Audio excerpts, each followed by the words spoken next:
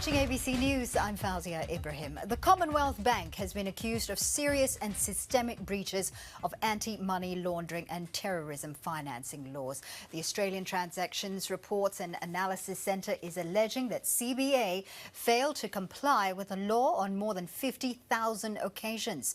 Senior business correspondent Peter Ryan joins me now in the studio.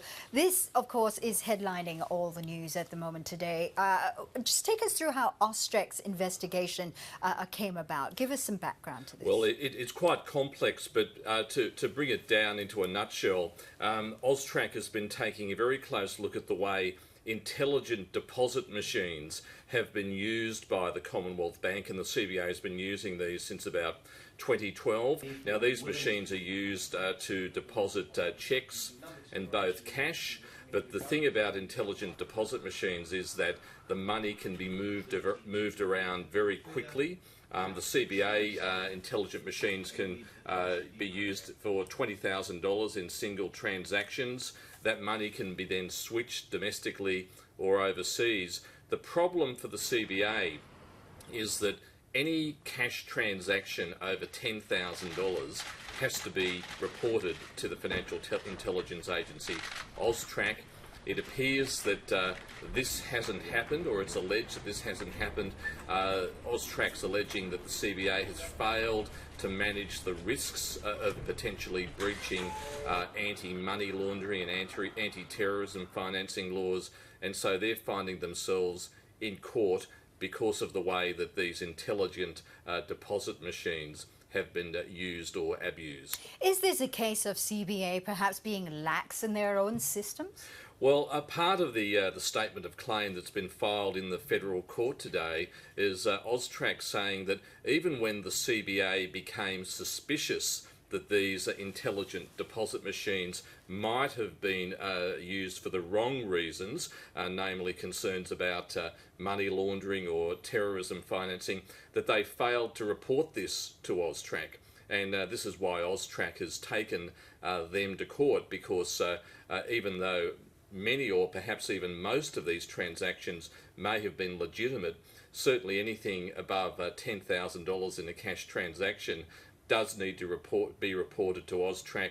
This hasn't happened, and so Austrac is really taking the CBA to task, because you're talking about 53,700 individual breaches, and every single one of those breaches could incur a penalty of up to $18 million, and the key word is up to, because obviously 53,700 times 18 million would be unmanageable for a bank like that, so it's unlikely that those levels of fines would be incurred by the CBA. But Austrac's very, very serious about making this point that the rules about anti-money laundering and terror financing have to be adhered to. These allegations and these charges, of course, are very, very serious. Has there been any reaction from CBA as yet? Commonwealth Bank has issued a statement saying that they are cooperating with Austrac in this matter. They're saying that they will have a bit more to say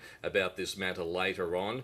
You can imagine that their legal teams and legal department at the CBA would be working overtime on this, but as part of that statement, the CBA is saying that they are committed to ensuring that the laws surrounding anti-money laundering and terror financing are adhered to.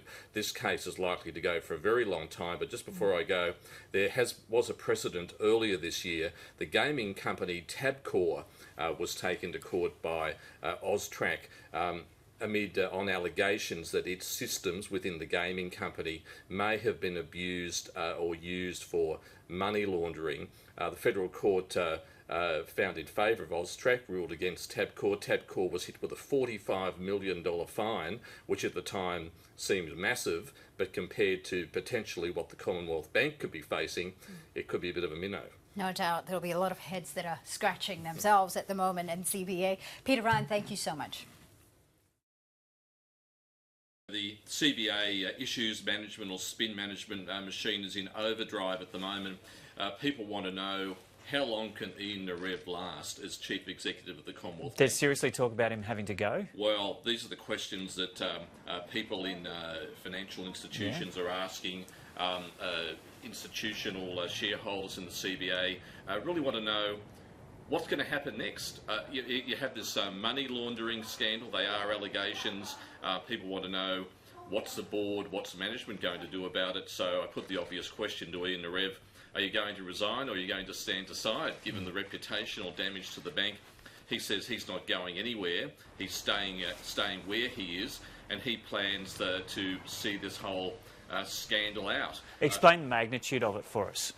Well, we have 53,700 alleged breaches of anti-money laundering laws, attracting each a fine of $18 million, potentially at the upper limit. Well, that's unlikely. And this involves CBA's intelligent deposit machines, potentially or allegedly being used by criminal gangs, drug runners, even bikie gangs to deposit and move money around domestically or internationally. So that, and are these machines basically ATMs that you can just dump money in? that's right. They're like ATMs that are designed to take either cash or cheques. There's meant to be a limit of on transactions of $10,000. Anything over $10,000 is meant to be declared to the Financial Intelligence Agency, AUSTRAC. This hasn't happened with the CBA. It was quite interesting listening to Ian Narev in the interview with me this morning.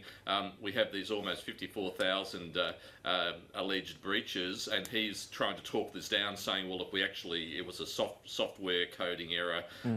That we fixed back in 2015, the number's quite inflated. But what people are thinking about is almost 54,000 breaches of anti-money laundering laws. How could a massive bank like the Commonwealth Bank with huge compliance systems allow this to happen? And aren't there also allegations that not only were these kind of possibly technical breaches, but when they were pointed out to some management failed to act in a prompt fashion? Yes, that's the concern, that according to AUSTRAC in these allegations, that even when some of these discrepancies were pointed out or suspicions were raised, became obvious, that CBA staff decided to turn a blind eye, did nothing about it, didn't alert AUSTRAC. And that's what the big concern is, that how deep this problem is. And when you consider other scandals that the CBA has faced, Common Shore financial planning, this is certainly the biggest, and it's potentially the biggest hit to the CBA's reputation. And what did Ian Narev say about when he became aware of this issue and how quickly he acted? Well, he became aware of it when AUSTRAC told the bank and told him, and then they started their cooperating with AUSTRAC, working with AUSTRAC, trying to get to the bottom of how this happened. I was asking Ian Narev about, well, accountability. Will heads roll over this? He came back and said, well, there will be the normal investigations into what happens, and of course there will be accountability. The CBA board is meeting today and tomorrow ahead of the big financial results on Wednesday.